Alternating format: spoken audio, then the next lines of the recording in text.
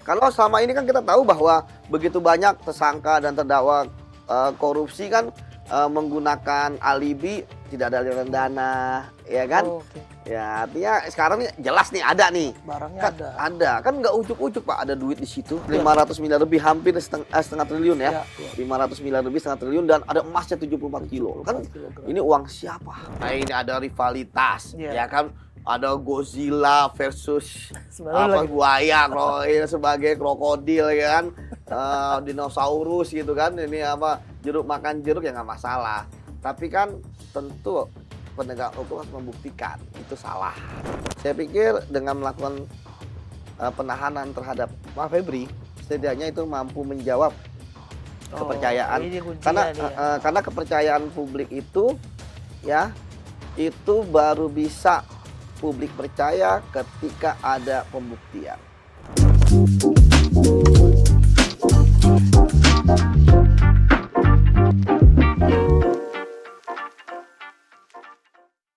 Halo rekan-rekan NTV, kita ketemu lagi di program DPO dari Pulau Mas. Masih bersama saya Ismoko Wijaya. Nah, sepekan ini kita hiruk pikuk ramai kasus ex Jaksa Agung Muda Tindak Pidana Khusus Pak Febri Ardiansah, Jampitsus. 1000 tanya di kasus itu, dari mulai status beliau gitu ya, tersangka, saksi tersangka, kemudian juga dari mulai penggeledahan sebenarnya. Penggeledahan Cipete, kemudian 12 titik lainnya yang paling heboh di Sentul. Kita akan banyak bahas soal ini. Di sebelah saya sudah hadir Mas Yudi Purnomo Harahap, mantan penyidik KPK, Komisi Pemberantasan Korupsi. Mas Yudi, terima kasih sudah hadir di sini. Sehat, Mas? Alhamdulillah sehat Mas Ismoko. Senang bisa ada di podcastnya Mas Iya, Ismoko. kita lihat Mas Yudi ini di mana-mana nih. Iya, siap. Ada di YouTube sana sini. Mas, ini kita minta POV-nya Mas Yudi nih, Mas. Ini kan kasus ini kan cukup menyita perhatian kita ya, publik kita, netizen segala macam. Banyak pertanyaan di situ. Kenapa kita sebut 1000 tanya? Tapi yang kita pengen tahu ini kan secara kasat mata ya, publik, netizen terbelah, ada polarisasi antara gesekan institusi gitu ya. Antara apa disebutnya, Truno Joyo ya, atau sana jalan sana Sultan Hasanuddin. Nah, tapi Mas Yudi melihat kasus ini seperti apa, Mas? Ya, jadi kan memang kalau kita lihat kasus ini memang menarik ya. Karena lagi-lagi terkait dengan penegak hukum. Ya. Sebelumnya publik sempat ya dihebohkan dengan kasusnya Firly Bahuri ya. Ketua Komisi Pemberantasan Korupsi. Ya, namun ternyata menjadi tersangka dalam kasus korupsi. Yang seharusnya ya menangani kasus korupsi dengan benar ya, terlepas apapun yang telah dikerjakan. Karena yang dikerjakan adalah tupoksi. Ya, jadi ketika pun ada prestasi dan sebagainya, ya itu mah kerjaan dia. Yeah. Nah, tapi harusnya tetap memegang teguh integritas. Nah, saat itu kan rame tuh kasus Firly. Nah, ini kan kemudian kembali lagi terulang ya. Posisinya kan di kepolisian sudah tersangka ya Pak Eva ini, dan bagi saya ya ketika misalnya apakah ada gesekan dan sebagainya, ya silakan saja publik menganalisis. Tetapi yang paling penting adalah bagaimana penegakan hukum itu memang berdasarkan bukti-bukti. Dalam kasus ini kan awalannya mulai dari kepolisian yang kemudian melakukan konversi pers ya, Kortas Tipikor. Ya, bahwa ada ya dugaan tindak pidana korupsi, naik deh penyelidikan ke penyidikan, di mana saat itu kasusnya baru satu, yaitu suplai batu bara ya ke PLTU, yang kemudian ternyata ada 3 hal di situ modusnya. Pertama, kualitasnya ya yang tidak sesuai dengan spek. Misalnya 40, 42, 43 tapi ternyata hanya 26 atau 27 gitu ya. Kemudian yang kedua ternyata dari kuantitasnya ya. Dan yang ketiga dari pembayarannya. Ini satu kasus ya. Dalam satu kasus. Itu kan waktu itu publik hanya sekedar kasus korupsi. Ya tidak sama seperti kasus-kasus lain lah ya kan, artinya apalagi suplai batu bara kan nggak masuk radar publik gitu kan. Namun kemudian kan ada tambahannya, yaitu bahwa akibat dugaan tindak pidana korupsi itu ternyata mengakibatkan blackout ya kan, atau ya di beberapa tempat. Dan ini tentu akan merugikan, dan tentu merugikan masyarakat. Yang kita tahu sebelumnya itu kan dugaannya 5 triliun ya. Tetapi kan itu kerugian keuangan negaranya, ya. Oke. Nah, ini adalah kerugian masyarakat langsung. Ya kebayang masyarakat yang dia naruh makanan beku ya frozen tiba-tiba busuk. Masa yang harusnya berdagang aktivitas nggak bisa, terutama yang menggunakan listrik. Misalnya teman-teman kita yang berdagang es jus ya kan, di blender nggak ada listrik atau aktivitas lainnya atau peliharaan-peliharaan misalnya ikan koi atau ikan arwana ya kalau nggak ada listrik kan nggak ada buat panas dan sebagainya. Nah, dari situ kemudian tiba-tiba kan ramai ada penggeledahan. Ya. Di penggeledahan itu ternyata ada salah satu tempat ya yang sempat dulu dikenal oleh publik ya waktu itu ramai kan beberapa tahun lalu ya. Yang apa namanya dulu kan restoran Perancis. Ternyata sekarang berubah menjadi kafe ya. Kafe. Ya dan gerak cepat Polri ya memang gitu dalam penyidikan itu kita membutuhkan gerak cepat. Penggeledahan adalah gerak cepat dari penyidik ya untuk mencari barang bukti di suatu tempat. Nah, ternyata kan heboh. Mulai ada foto-foto, kan video ada penggeledahan, kemudian publik terbelalak. Ini uangnya banyak banget ternyata kan. Sehingga kemudian ketika disampaikan ke publik 500 triliun 500 miliar. 500 miliar lebih hampir setengah triliun ya. Ya. 500 miliar lebih setengah triliun dan ada emasnya 74 kilo. Kan kilogram. ini uang siapa? Ya kan? Nah, memang yang pertanyaan besarnya Korps Pemberantasan Tindak Pidana Korupsi, Korps Tipikor Polri ini tidak menyebut secara rinci memang ya. Saat itu betul. 3 kasus blackout tadi PLN, Ya. pembelian atau apa PT CBS dengan Krakatau Steel. Steel, satu lagi Asabri ya. Cuman di press release itu cuma disebutkan 3 kasus itu. Ya. Tapi memang juga tidak secara detail di breakdown barang bukti yang di Cipete misalnya dan barang bukti 74 kg emas ini dari kasus yang mana dari 3 itu. Dan tersangkanya juga nggak disebutkan juga. Terakhir belakangan memang disebut Don Rito dan FA sendiri. FA pun tersangkanya berubah-ubah. Konstruksi hukum itu seperti apa sebenarnya Mas Yudi kalau model begini nih? Ya kalau saya lihat kan ada beberapa kasus ya. Mulai dari tindak pidana korupsi sebagai predikat crime tindak pidana asal berupa kerugian keuangan negara. Ya kan? Kemudian ada dugaan bisa jadi pemerasan. Ya, gratifikasi plus dilapis dengan tindak pidana pencucian uang. TPPU masuk. Ya, TPPU ini masuk. Ya memang kalau kita melihat ya kan uangnya tuh begitu banyak. Dan uangnya kan bentuknya beda-beda. Iya, banyak mata Dari uang asing. bentuk mata uangnya rupiah Iya.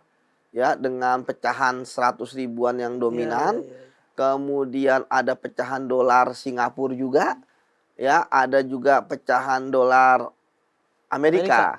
Yang kita tahu bahwa dalam pecahan tersebut kan kalau dari Singapura kan 1000-an ya. 1250. Kalau Amerika kan paling maksimal 100 ya. Itu juga bentuknya berbeda-beda. Ada yang diplastikin, yang transparan. Kemudian kita bisa melihat, ya kan, itu uang. Kemudian ada juga yang bentuknya ditutupin oleh kertas coklat. Ya kan, dibungkus oleh kertas coklat lagi. Ya sehingga tidak terlihat. Jadi harus penyidik harus buka dulu, baru kelihatan apa. Artinya apa Mas maksudnya? Dan kemudian dalam ada koper, kemudian ada di dalam brankas. Artinya sumber uang itu berbeda-beda. Kalau pengalaman saya ya, itu berbeda-beda. Kemudian pemberiannya waktunya juga berbeda-beda. Ya kan? Karena biasanya kalau misalnya dibungkus semua. Ya kan? Seragam berarti satu sumber nih. Seragam itu. Nah, kalau ini saya duga ya. Memang itu berbeda-beda. Sampul kopi ini plastik. Iya. Kemudian ada juga yang sudah ada dalam brankas. Ada juga yang masih dalam koper. Ya, termasuk yang menarik adalah brankas ya sepertinya sudah disiapkan tempat itu jadi brankas ya misalnya di kafe. Itu kan di balik lemari nggak kelihatan. Di balik lemari seperti itu. Tapi itu kan kalau nggak salah 60-an ya. 60-an. Kalau yang gede itu emang disentul. Yang kemudian Pak Febri sempat kompres pas minggu yang lalu ya kan? Iya. Seminggu ya. Iya, diakui milik. Ada yang punya lah pokoknya. Diakuinya tuh milik Jampisus dulu rumahnya. Iya, Kenapa jabatan kenapa nggak bilang milik saya gitu kan? Kenapa ya? Itulah. Tapi kan nggak tahu ya beliau. Tapi setidaknya bahwa uang itu ada pemiliknya. Itu rumah dia, tapi uang itu ada pemiliknya. Nah kan bingung juga kita. Kan kalau rumah kita ya pasti barang di situ barang kita. Apalagi kalau jumlahnya gede. Ya Iya. mungkin kalau ada orang naruh 20 juta, 30 juta masih inilah. Oke Ini lah. kan hampir setengah triliun gitu kan. Dan emasnya 74 kilo. Ya masa ada just tip gitu kan. Perbankan juga bukan. Iya itu dia, makanya kita juga bingung apa logika kita yang salah gitu ya. Mm-mm. Dia mengakui rumahnya, Ya. tapi dia tidak mengakui itu barang-barang, hanya dibilang itu ada yang punya. Kalau itu just tip, masuk akal nggak atau gimana Mas? Ya enggak lah, kan kita bicara gini, Pak Febri ini kan juga beliau kan jampitsus ya, Ya. terkait dengan korupsi ya paling banyak gitu ya. Artinya sebenarnya beliau kan harus sudah paham ini uang apa, bagaimana, kenapa bisa, kan nggak sesuai dengan profil. Harus lebih paham ya. Iya, mungkin kalau di rumah itu ya ada 4 miliar, 5 miliar Masih masuk akal. masih bisa diaksuk akal lah. Oh, Perjalanan karir beliau dari muda sampai sekarang gitu kan. Tapi kalau udah sampai segitu kan terlalu besar. Kemudian kita tahu juga akhirnya sempat ramai kan di media sampai sekarang sebenarnya, ya kan? Ya akhirnya ada yang manas-manasin rivalitas dan sebagainya. Ya tapi kemudian kan akhirnya kan adem, Ya. ya kan di malam kompers itu kan akhirnya Cukup terjadi kesepakatan. meredam lah ya.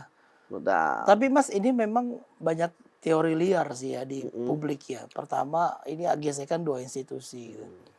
Kedua gesekan internal. Nah, Yang ketiga teori yang muncul saya baru dengar juga ini serangan balik koruptor gitu. Kalau kita lihat track record Jampitsus dan timnya kan banyak dari mulai Asabri, ini itu segala macam.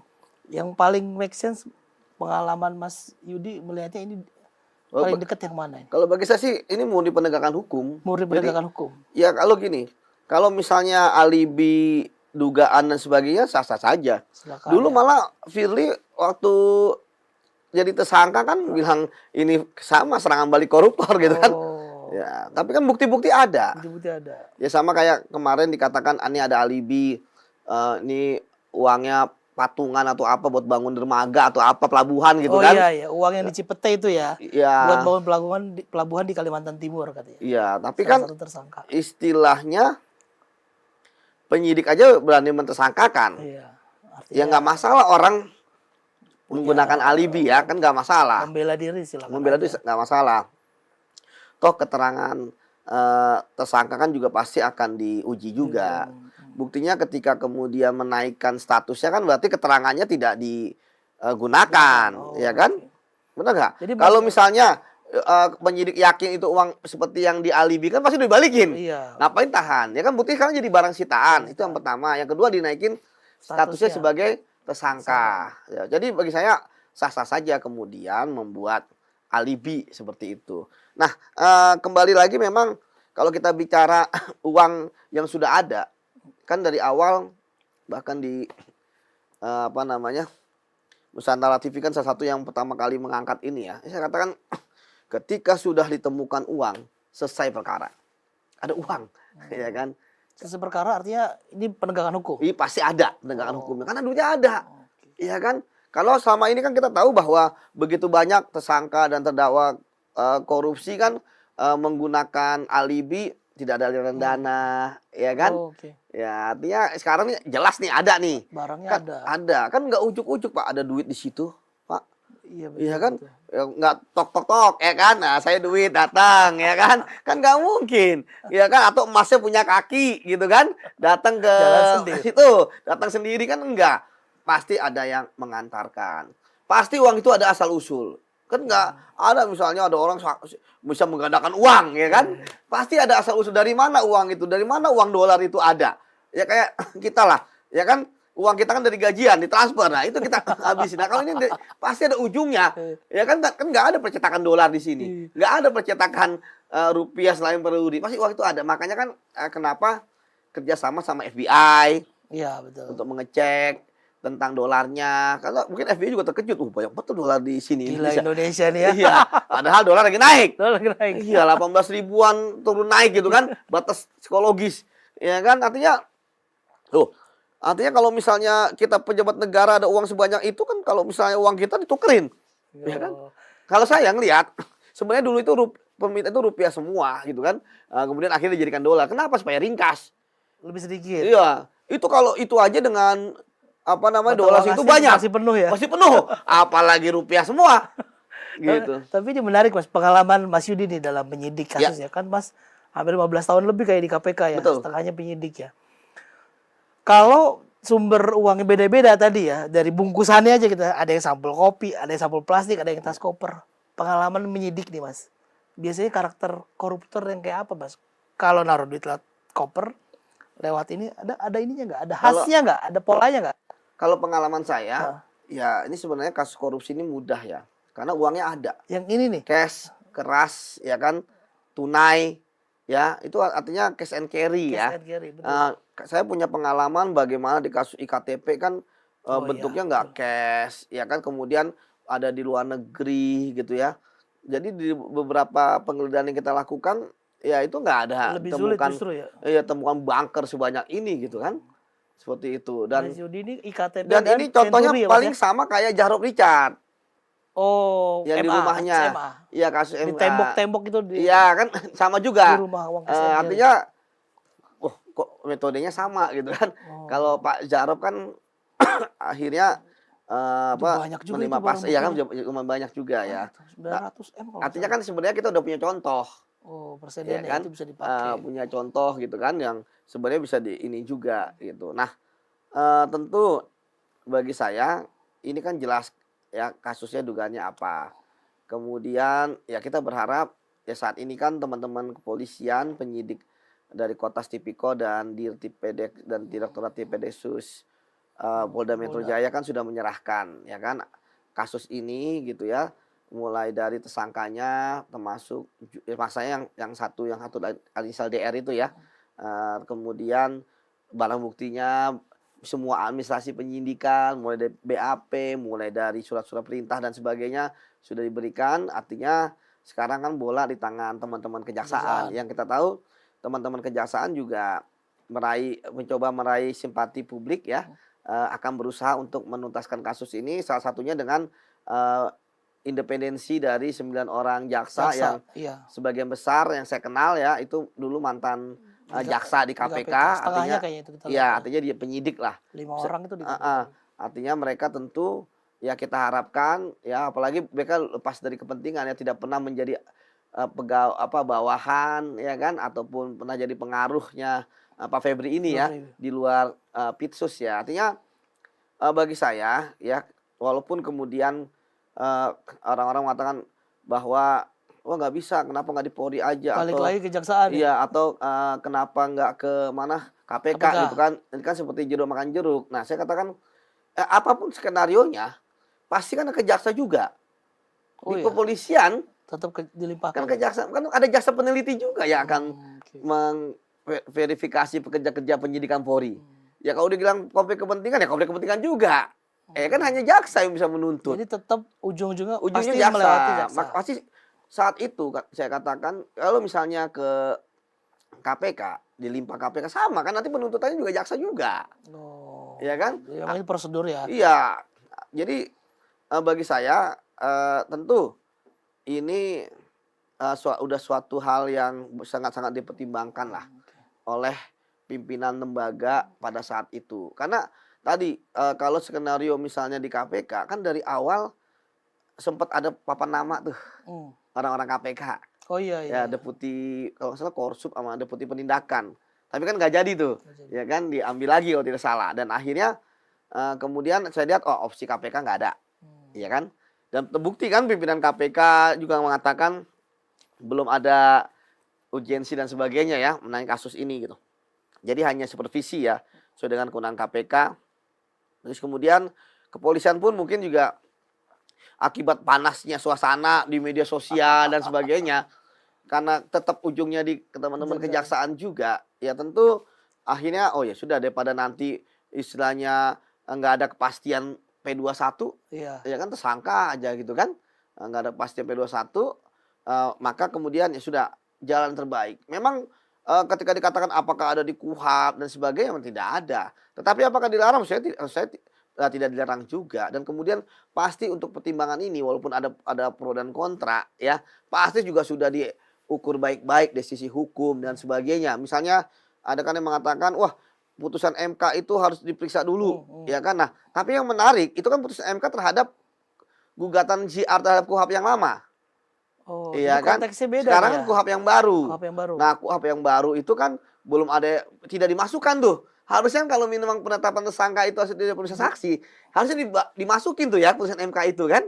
Ini kan nggak Di ada. KUHP yang baru nggak ada. Di KUHP nggak ada. Jadi artinya KUHP yang ngatur, sebelum diperiksa boleh jadi tersangka. ya boleh kalau pakai KUHP yang baru. Dan KUHP yang baru yang penting ada alat buktinya. Ya keterangan saksi, ya kan, barang bukti juga lengkap, ya kan, kemudian ahli, ya kan, petunjuk dan sebagainya. Jadi tidak menyalahi ya sebenarnya. Tidak menyalahi, dua alat bukti yang cukup sudah ada. Ya kalau misalnya ada yang coba mau misalnya pra peradilan, ya silakan saja, haknya kan hak tersangka pra peradilan Boleh, gitu kan. silakan aja. Bagi saya sih ya sudah. Karena sekali lagi Mas Ismoko bahwa kasus pidana itu kan material. Tadi walaupun menang praper misalnya, wah ini misalnya nggak bisa nih ada pelimpahan dari penyidik Polri ke penyidik kejaksaan, ya karena ada yang melanggar aturan, ya sudah, ya nanti kan bisa disangkain lagi. Nanti kan akan dilihat, nanti kan akan siapa yang akan Mas, menangani. tapi prosesnya Mas kalau dari Polda nih kan, Ya. polisi ya. Pertanyaan pertama, pelimpahan sama penyerahan tuh sama atau enggak? Nah yang kedua, kalau dari polisi ke kejaksaan kan sprindik baru ya, surat perintah penyidikan baru. Ini berarti mulai dari nol lagi statusnya saksi atau gimana? Kemarin kan sempat Pak Kapus Penkum bilang statusnya balik lagi jadi saksi. Akhirnya meski diralat ya. Ini sebenarnya gimana keterangan buat masyarakatnya gimana? Ya, jadi gini, yang ada kan dalam KUHP itu ya pelimpahan. Jadi penyidikan polisi harus sampai tuntas. Penyidikan sampai tuntas dilimpahkan berarti. Baru dilimpahkan. Itu kan juga setelah diteliti oleh jaksa peneliti yang kemudian mengatakan bahwa ini udah P21.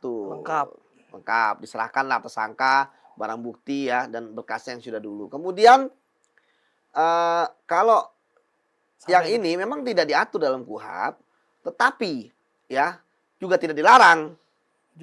Malah justru bagi saya ini karena gini, kejaksaan kan juga mereka bukan sekedar fungsi menuntut, tapi kan ada penyidikan. Ada fungsi penyidikan. Ada fungsi penyidikan, makanya bisa jadi ini semacam jurisprudensi ya, penyidikan ke penyidik dilemparkan kan, tidak ada kan bukan berarti dilarang, ya kan. Nah bagi saya kalau memang ada yang mau pelapor silakan saja, ya kan, nanti yang benar yang mana, ya kan. Bagi saya sih nggak masalah. Saya katakan bahwa kan pasti ahli-ahli hukum, polisi, jaksa yang saat itu ya ada di tempat itu ya, yang membahas masalah ini ya, pasti mereka sudah ya membahas ini dari berbagai macam sisi hukum. Termasuk tadi ya, apakah kita mau limpah, apakah ini penyerahan, pasti sudah dibahas Mas. Nggak mungkin kan mereka ahli-ahli, bukan anak kemarin sore, ahli-ahli hukum, pasti sudah ada pertimbangannya. Jadi bagi saya tentu pertimbangan mereka bisa jadi win-win solution, ya kan, kesamaan visi bahwa yang penting korupsi diberantas, ya, kemudian semangatnya komitmen, sama lah ya. Semangatnya sama. Karena kalau kita lihat ya bahwa teman-teman kepolisian juga ngasih ke kejaksaan juga nggak kosongan. Ya kan ada ceknya. Ya kan, ada kutip ya. Misalnya tersangkanya sudah ada dua, satu bahkan sudah ditahan. Ya, barang buktinya ada. Jadi artinya sudah ada stepnya bagi tadi ngambung tadi teman-teman kejaksaan bahwa ini sudah ada dua tersangka. Ya, termasuk mantan Jampitsus. Itu sebabnya ya saya pikir kemarin kejaksaan sebenarnya sudah paham lah, ini pasti mereka akan menghargai teman-teman Polri gitu kan, bahwa ya akhirnya kan ya memang dalam dinamika ini setiap detik itu berharga, jam per jam berapa. Kemudian persepsi yang nggak tunggal gitu kan, itu jamak itu bisa berbeda-beda. Kayak tadi karena kan memang gini, ketika ada sprindik ya kan, tentu di situ kan sprindiknya umum juga gitu kan.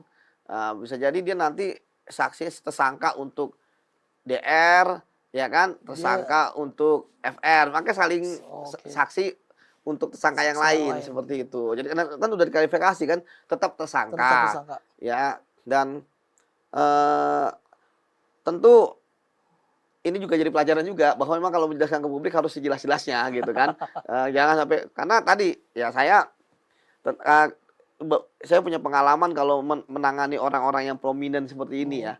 Dengan istilahnya kisruh gini ya. Dulu kan saya ingat sejak BS1, BS2 Iya, iya, itu iya. kejelasan harus jelas Clear itu, gitu, kalau clear clear ya ke oleh publik harus masyarakat. clear. Ada yang mungkin bagi kita emang apa saksi emang kalau ada sprindik semua saksi dulu ya mungkin tapi masyarakat kan tidak menerima. Sekarang netizen ini kan istilahnya Netizen maha benar. ingin tahu apa ingin sesuai dengan logika mereka. Hmm. Udah tersangka lagi nah, walaupun akhirnya ada klarifikasi ya. Emang tapi ini pelajaran juga. Iya. Nah, jadi ya kembali lagi ya saya percaya bahwa teman-teman kejaksaan akan mampu menyelesaikan kasus ini ya. Karena saya pikir KPK saja wait and see. KPK aja safety player gitu kan. Safety Nggak, player. iya kan nggak istilahnya nggak mau ikut-ikut dan tanda kutip ya. Iya, Paling nggak hanya mengatakan itu supervisi ya, supervisi ya. Itu ada kewenangan KPK karena kejaksaan sendiri kan pasti ketika penyidikan ini akan masukkan ini SPDP-nya terkait kasus ini ya ke KPK ya karena KPK adalah koordinator dalam pemberantasan korupsi. Karena sekali lagi banyak yang mengatakan KPK harus ambil alih. Sepertinya belum paham kalau ambil alih kan itu nggak bisa dengan cara paksa. Ambil alih itu kan sih? harus ada itikat baik juga dari yang Menyerahkan. kasusnya menyerahkan ya kan. Ya gimana mau ngambil emang ketika mau ngambil alih kan nggak ada upaya paksa KPK juga mengambil alih. Ini antara Cuman ada adil- syarat-syarat formilnya aja. KPK bisa ngambil alih kalau dugaan adanya intervensi kekuasaan eksekutif, legislatif, yudikatif. KPK bisa ngambil alih kalau ada apa namanya kegiatannya berlarut-larut tanpa alasan yang jelas kasusnya. Ya KPK ngambil alih ya kalau ada dugaan tindak pidana korupsi dalam penanganan kasus itu. Tapi kita dikatakan teknisnya kalau orang itu nggak mau ngasih gimana? Nggak diambil alih. Iya makanya sebelum mengambil alih itu biasanya ada komunikasi dulu. Ntar dua lembaga. Iya misalnya kalau misalnya ditangani oleh pihak Polda atau Kejaksaan Tinggi kan udah di KPK sudah membantu kebutuhannya apa dan sebagainya ya kemudian oh gimana udah akhirnya ya, karena banyak ininya buntunya sebagai kami ambil alih ya ambil alih ya kan tapi kan di sana juga mau kayak kemarin polisi kan karena sukarela ngasih apa pun dikasih semua Semuanya itu diserahkan. diserahkan semua karena itu jadi ya bagi saya dengan posisi KPK yang juga sudah tanda kutip ya bendera putih untuk langsung menangani kasus ini gitu ya. Artinya ya kita nggak bisa juga saya berhalusinasi KPK ini nggak bisa gitu kan saya ya udah ini kejaksaan yang ngambil ya kan kepolisian juga udah nyerahin juga ya kan maka ya kita harapkan kasus ini akan tuntas tuntasnya itu bukan artinya juga bukan hanya terhadap kuncian 2 tersangka dan 3 kasus. Ya kan, tapi ya tentu kita mengharapkan ini berkembang. Karena dalam teori korupsi itu kan korupsi itu ada yang namanya intellectual leader. Ya. Otak pelaku. Otak pelaku. Ada yang kedua koordinator yang mensinergikan supaya kasus ini supaya korupsi ini jadi gitu ya. Dia layer keduanya ya kan setelah intellectual leader. Yang ketiga baru eksekutor yang memastikan. Mas tadi disebutnya menarik nih. Saya jadi ingat nih, cicak buaya ya. Jilid 1 dan jilid 2. Yeah. Itu kan ada polanya Mas ya. 2 institusi waktu itu ya. Oke kita sebutlah KPK dengan kepolisian ya. Ketika petinggi di kepolisian jadi tersangka atau jadi target penyidikan pemeriksaan, pimpinan KPK jadi tersangka 2 kali lah. Ini ada pola seperti itu nggak di kasus ini Mas? Kalau saya tidak melihat ini kok. Saya juga lihat dari konversi persnya Pak Febri kan juga dia istilahnya ya dia jamnya aja jaksa mudanya sendiri dia kan. Ya. Kemudian di belakangnya anak buahnya kalau tidak salah gitu kan. Waktu konferensi pers iya, artinya ya teman-teman kejaksaan sebenarnya sudah paham bahwa ini adalah tindak pidana gitu murni kan. penegakan hukum. Murni penegakan hukum. Kalau tidak kan kita ingat waktu di KPK kita sampai bikin rantai, pegawainya turun membela, satu barisan itu. Satu barisan ya kan. Saya waktu itu juga teriak-teriak kan di depan orasi gitu kan. Ya kan kalau ini kan enggak penegakan hukum. Kemudian ya terus kemudian teman-teman kejaksaan juga langsung bergerak. Ya kan? Kan nggak ada sampai konflik-konflik sampai daerah sampai mana kan. Kepolisian kan dari Mabes Polri sampai Polsek, kejaksaan juga sampai Kajari gitu kan, Jati Kajari katanya Terus kemudian ya apalagi kan kita lihat bagaimana Pak Kapolri ya datang. Bayangin Keliling, Pak Kapolri keliling. datang lah ya kan ke Panglima ketemu Panglima dan Jaksa Agung Jaksa lah Agung. ya kan, ketemu Pak Jaksa Agung gitu kan. Kemudian saya melihat banyak PJU Polri di situ kan. Kemudian ada juga pejabat PJ itu pejabat utama ya. Kemudian ada juga petinggi-petinggi kejaksaan di situ. Banyak Jaksa Agung muda yang saya lihat juga kan, direktur-direktur. Jadi artinya penetapan tersangka kasus Febri Ardiansyah ini bukan impact atau pola dari kejaksaan telah menyidik petinggi Polri di kasus-kasus sebelumnya. Enggak, karena bagi polisi ya kalau emang dia bersalah, ya kan buktinya polisi juga nggak meminta kasus itu, nggak ada barter tuh kasus. Ya itu yang udah tersangka lagi kan. Ya kan kalau mau barter kan tersangka sama tersangka, ya kan? Gitu. Jadi Enggak kan silakan Polri aja. ya silakan aja.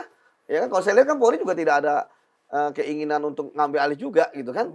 Nah, jadi ya bagi saya tentu ya kita harus benar-benar lihatnya helikopter view. Helikopter view Kalau keseluruhan tidak ya Oke. orang kan kalau bentur-benturin ya bisa aja bentur-benturin gitu kan. Macam-macam lah ya. Iya, kayak Pak Kapolri itu bagus banget ya ke Panglima TNI gitu kan. Itu cepat Dan, lagi besoknya dan langsung keliling. ini Pak Kapolri yang datang loh. Iya. Iya kan artinya kan menunjukkan ya bagi Pak Kapolri ya saya akan sowan ke misalnya Pimpinan. ke mana gitu kan. Ini kan menunjukkan suatu kebesaran hati lah ya kan. Itikat lah ada itikat. Itikat bahwa bukan agar jangan sampai tentu kan yang kalau misalnya ada kisru kan yang rugikan Indonesia juga. Ya kan kalau kalau misalnya ini kan kita butuh yang kondusif dan sebagainya. Dan saya pikir sekarang juga udah kondusif. Kan nggak ada lagi hal-hal yang bisa bikin panas gitu kan. Ya, Apalagi udah mulai mereda sih. meredah dan kejaksaan pun juga tadi sudah mulai bergerak ya kan dari awal minggu lalu ketika Kompes menyerahkan ya kan. Kemudian sekarang sudah mulai agak dingin udah lah. mulai bergerak lah. Kalau Mas kalau misalnya di prosedur hukum atau penyidikan atau apalah istilahnya, ini ada satu tersangka sudah ditahan Don Rito ya. Satu lagi ex-Jampitsus sih nggak ditahan. Itu normalkah atau gimana biasanya aturannya Mas? Ya saya pikir tinggal tunggu waktu lah. Satu waktu. Mungkin suatu situasi saat itu kan belum memungkinkan untuk dilakukan pemeriksaan dan penahanan. Dan ini kan Biasanya juga karena apa Mas? ya kan kemarin kan akhirnya kan mungkin karena entah di mana gitu kan orangnya dan ini butuh waktu cepat. Kalau yang normal kan ya panggil dulu ini dulu ini kan butuh kecepatan saat itu kan. Makanya Apalagi kan dilimpahkan gitu. Ada kritik belum diperiksa tapi tersangka itu. Iya, dari saya sih nggak masalah. Ya kan saya katakan bahwa ya kalau mau pra-per ya pra-per aja. Ya kan orang kita aja yang celah hukumnya kuat aja ada aja ininya. apa yang kita merasa kuat aja kadang-kadang dicari celahnya ya kan apalagi misalnya yang ada celahnya Kelihatan pasti disikat terus tapi nggak masalah pasti semua kan punya argumentasi hukum dalam hukum itu nggak ada argumen ya, kadang ada orang salah aja ngaku nggak salah padahal udah ada CCTV kelihat misalnya ada nabrak gitu kan itu tentu aja merasa nggak salah. Tapi artinya nggak ditahan ini prosesnya normal. Ya bagi saya kan normal. Nah mungkin yang nanti yang menahan adalah kejaksaan. Ya kan? Bisa jadi ini adalah bagian dari kesepakatan. Bisa jadi ya. Kesepakatan itu gimana maksudnya Mas? Ya nggak ya bisa gentleman agreement gitu kan? Tapi itu dibenarkan. Kenapa? Kesepakatan antar dua. Ya nggak ya misalnya ya mungkin tadi kan Pak Kuwuh gitu kan? Kan ini kan dilimpahkan. Kan dia kan mantan jam gitu kan? Tinggi lah ya. Ya petinggi gitu Bintang kan. 3 Oke lah, coba. yang menahan biar teman-teman kejaksaan. Tapi kan sudah tersangka gitu kan.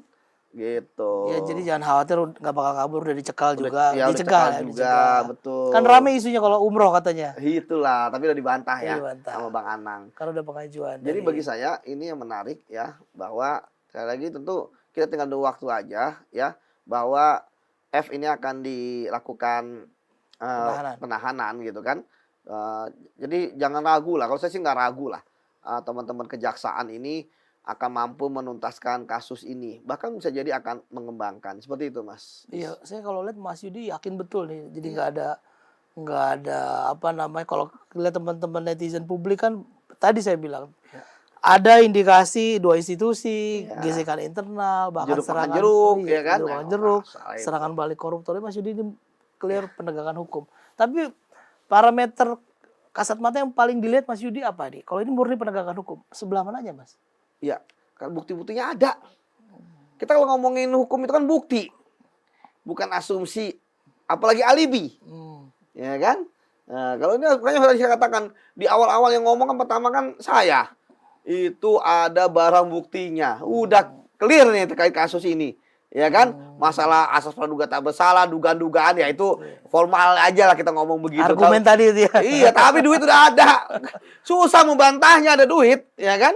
Kalau duitnya masih 4 M, saya mohon maaf, kalau duitnya masih 10 M, 12 M, bisa dia bantah, ya kan? Bahwa ini adalah saya kumpulkan, ya kan? Saya tabung, saya ini Masih bisa ini masih lah. bisa lah.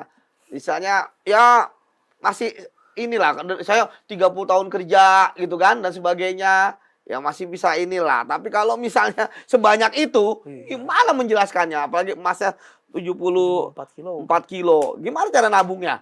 Iya kan? Bahkan kalau 500 miliar itu kan ada netizen yang ngitung kalau dia 100 juta sehari, ya kan sebulan berarti 3 M ya. 3 M, setahun 36 M. 36 M 12 bulan ya. Iya kan? Itu kalau 100 juta kita habiskan 36 M. Berarti kan 10 tahun. Itu ya belum itu juga masih 400 M. Ya. Kalau misalnya kita pengeluaran 1 juta sehari, itu udah bisa berapa ratus ribu tahun atau ribu tahun itu kan? Gitu. Tapi saya masih penasaran sih soal bentuk-bentuk uang tadi ini berarti sumbernya beda ya. Bisa jadi beda-beda. Dan ini bisa jadi sesuai request juga dari yang punya uang itu, ya kan? Misalnya dia dibungkus karena apa, ya kan? Nggak dibungkus karena apa. Ya, terkadang ada begitu-gitu ya juga. Itu teknis memang, gitu kan? Kadang kita menemukan yang seperti itu. Sama ya tadi berangkasnya, sama seperti ketika kayak membangun studio ini kan tentu dengan planning, ya kan? Kemudian di situ ada kafe, ada money changer gitu kan, menarik juga bagi saya gitu ya. Ya tentu terus rumah Sentul gitu kan. Kalau di Sentul pun kalau kita lihat kan nggak begitu ketat juga penjagaan terhadap rumah itu, tapi ternyata di rumah itu uangnya banyak betul. Iya. Itu mungkin orang nggak ada menyangka di rumah itu ada uang sebanyak itu. Tahu gitu dirampok. Jangan kalau dirampok nggak ketahuan gitu kan. Itulah. Jadi tapi mungkin juga buat kamuflase juga. Kalau jaganya ketat, orang ini kok ada orang misalnya yang jaga, ya kan? Baru orang curiga, pasti ada sesuatu dalam. Ada sesuatu. Memang itu ya kamuflase. Tapi sekali lagi, apakah kasus ini kasus yang luar biasa? Bagi saya sih kalau dari jumlah ya luar biasa ya. Jumlahnya besar. Indis ekonomi loh. Indis ekonomi. Itu setengah triliun biayain apa, itu kan menggerakkan roda ekonomi seperti apa, bisa berapa bangun sekolah, ya kan, nah, jalan, jembatan, ya kan, kemudian asrama dan sebagainya. Nah, dari situ kemudian, ya tadi saya lihat, ya ternyata kan ini penting ada pembatasan uang tunai, ya, menarik. Supaya nggak ada alibi-alibi tadi, ini buat ini begini. Enggak lah, misalnya orang hanya bisa megang tunai 1 M misalnya. Ya kan kalau ini sampai setengah triliun tuh gimana gitu kan. Toh kalau kita bicara mengenai ini buat pekerjaan ini, kenapa nggak taruh di bank? Ya, betul. Kalau taruh di bank kan jelas nanti ada bisa diperiksa pajaknya, kemudian bank bisa melaporkan kepada PPATK. Kalau ya kan? itu kan kalau duit bener, Mas. Kan pasti dicek kan. Tapi kalau kayak gini kan kita selalu ngomong asas praduga tidak bersalah gitu kan. Walaupun logikanya itu tadi kenapa ditimbun di situ kan. Dan kemudian nggak ada orang deklarasi punya uang sebanyak itu. Ya kan nggak declare. Nah, coba uang itu siapa nanti yang akan ngaku uang itu? Ada nggak catatan pajaknya? Sumbernya dari mana? Siapa? Iya kan? Betul. Dan kemudian juga waktunya berkali-kali juga waktunya mungkin bisa bertahun-tahun juga di situ. Ya kan? Enggak 1-2 bulan dia. Iya. Mas, kalau pengalaman menyidik, Mas, ada nggak pola yang sama dari koruptor misalnya? Dia biasa nyuap, taruh di koper. Biasa nyuap di kardus Indomie, let's say ya. Apa? Ada nggak pola yang sama? Pasti biasanya kayak apa ya paling? Ya paling pejabat tinggi itu sama. Kemudian di apa kepala biasanya? daerah. Koper atau apa biasanya? Itu gantung. Feeling nggak di tas juga ada, tas ransel, ya kan? Koper besar, koper kecil, ya tergantung feel. Tapi kan bagi mereka kan itu cuma ini aja, cuma caranya aja kan, duitnya aja. Mau taruh, misalnya 100 juta di ransel, 100 juta di berangkas, 100 juta di tas, 100 juta di koper kan 100 juta juga. Jadi Tapi kalau ini masih main tunai, ya saya pikir tentu ini masih belum kejahatan yang luar biasa ya, yang sudah Jadi pola lama nih. menggunakan pola lama Pola ya. lama. Kalau Oh. sekarang kan kalau money laundering aja kan ada placement ya kan, layering ya kan, integrasing ya. Placement itu kan Apa itu Mas misal? Coba placement Mas. itu kan menempatkan di suatu tempat ya kan. Oke. Misalnya kalau di luar negeri itu Duit mau dicuci kebanyakan nih. cuci uang itu misalnya mereka pakai kasino. Mereka punya uang 10 M Ah, ya kan, ditukar chip, tapi mereka harus apa namanya, rugi 2 miliar. Ya Oh, kan, jadi nanti mereka dicucinya jadi 8M. iya 8 M Jadi bersihnya jadi aman. 8M. Jadi si Duit 8 kotornya M. 10, dicuci jadi 8M. Iya, termasuk juga ya banyak yang bikin ya, enggak semuanya kafe atau apa, Oke, tapi oke. kan tentu bisa kafe atau Ya restoran. pengalaman yang kemarin lah kita Ya, lihat ya. kafe restoran itu ya sepi gitu kan, tapi Tapi kemudian ramai apa kok awet, bertahan lama. awet, bertahan gitu kan. Dan sebenarnya semua saran tuh bisa jadi alat pencuci uang gitu kan. Kemudian setelah itu dari Layering itu apa penempatan, sih? di layering Layering kan, itu apa? dilapis dengan tadi, Misalnya gimana? ya ditapis dengan tadi keuntungan, Oh. ya kan, di keuntungan dagangnya, keuntungan apalagi juga, Jadi duit kotornya 10M nih, ya diputar bisnis. bisnis. Jadi rugi 2 M nggak masalah. Rugi 2M nggak masalah. Betul. Apalagi untung ya. Iya, apalagi untung Oh ya iya. kan. Oh. Untung tambah lagi gitu kan. Atau kemudian Apa tadi jual yang beli terakhir? mobil. Oh. Mobil biarin dia ada mobil 2 M, dia beli mobil 2 M rugi 1,5 gitu kan. Ya nggak apa-apa. 1,5 bersih kan. Jadi bersih. Penjualan mobil. Oh. Ya kan, baru gitu ya. kemudian mereka manfaatkan lah itu, Duitnya gunakan udah buat sah nih, halal nih. udah dia. sah. Mereka bangun rumah, bangun kos-kosan, ya Hmm. kan. Ada penghasilan dari kos-kosan, bahkan kosan sepi juga nggak masalah gitu kan. Hmm. Jadi tapi udah berbentuk aset. Udah bentuk aset. Iya, makanya aset, karena kan aset yang paling disukai para koruptor itu kan selain properti kan emas. Karena harga emas kan Kenapa Mas?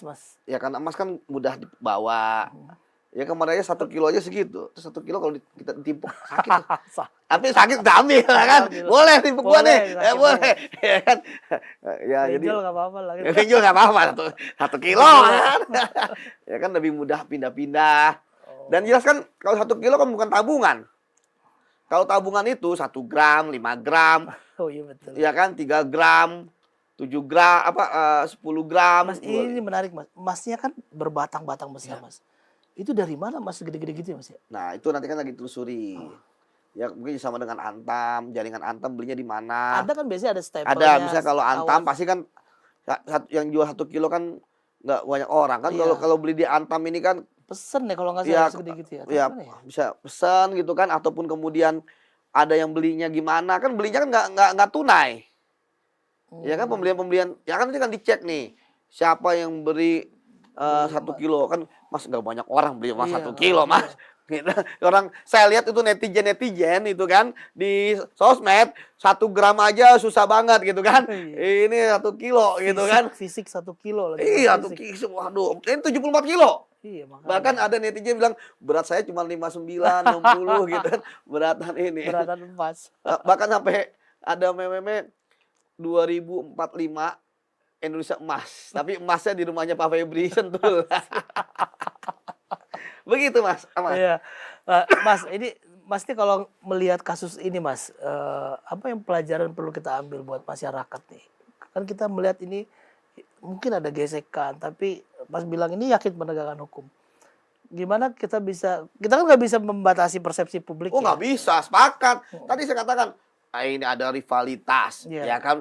Ada Godzilla versus Sebenarnya lagi- buaya, sebagai krokodil ya kan, dinosaurus gitu kan. Ini jeruk makan jeruk ya nggak masalah. Tapi kan tentu penegak hukum harus membuktikan itu salah persepsi itu. Kalau persepsi kita nggak bisa batasin, apalagi netizen no viral no justice, apalagi dukungan publik kan begitu besar untuk menuntaskan kasus ini. Ya, bagaimana publik ya benar-benar terhenyak. Tadi saya katakan indeks ekonomi. Ada yang punya uang sebanyak itu. 1,5 triliun. Di 1 triliun di tengah sekarang badai layoff ya kan dan Betul. sebagainya gitu kan. Ada yang punya seperti itu kan, publik geram. Ya kan seperti itu Mas Is. Ya kalau misalnya begini Mas, kita kan soal kepercayaan publik sama lembaga-lembaga penegak hukum ya Mas. apa yang bisa publik yakin kalau ini memang ya penegakan hukum gitu loh Mas ya, nggak kan sampai sekarang juga banyak kita bisa lihat lah Mas, ada beberapa influencer buzzer yang pro ke sana pro ke sini, nyerang sana nyerang sini, dua institusi ini terutama ya. Mas melihatnya gimana Mas? Apakah ini memang ya memang tidak bisa kita benarkan ya, ada beberapa yang kenceng langsung nyerang ini, kenceng langsung Ya, nyerang ini. Mas Yudi melihatnya gimana Mas? Opini publik terbelah. ya nggak masalah. Opini publik itu kan kita harus hargai. Di negara ini no viral no justice, ya kan? Itu udah banyak kasus butuh viral publik, Baru ya ditangani. baru tangani atau baru dituntaskan atau kemudian hal-hal lainnya lah no viral no justice. Oleh karena itu maka tentu sekarang bola kan di tangan teman-teman kejaksaan, ya. Saya pikir dengan melakukan penahanan terhadap Pak Febri, setidaknya itu mampu menjawab Oh, kepercayaan ini kuncinya karena nih ya. karena kepercayaan publik itu ya itu baru bisa publik percaya ketika ada pembuktian, ada kinerja. Nah, saya berharap keraguan-keraguan itu akan walaupun itu nggak akan 100% luntur Betul, ya. tapi setidaknya ya. Setidaknya dengan melakukan penahanan udah benar. Ya kan Oke. karena publik itu kan saat ini menantikan penahanan. Nah, semoga begitu ini nanti ditayangkan sudah ditahan. Mas Yudi, thank you sekali Siap. Wah, ngobrol-ngobrolnya. Saya kira masih bisa Wah, jam lagi. Kita nunggu ditahan aja ini. Oh, siap, nanti kita lanjutkan, Mas Is. Oke, Siap. rekan-rekan TV, demikian ngobrol-ngobrol sama Mas Yudi Purnomo Harahap, mantan penyidik KPK. Terima kasih buat yang udah nonton sampai selesai. Jangan lupa like, subscribe, komen semua di aset sosial media kita. Demikian ngobrol-ngobrol kita. Terima kasih tim DPO izin pamit. Wassalamualaikum warahmatullahi wabarakatuh.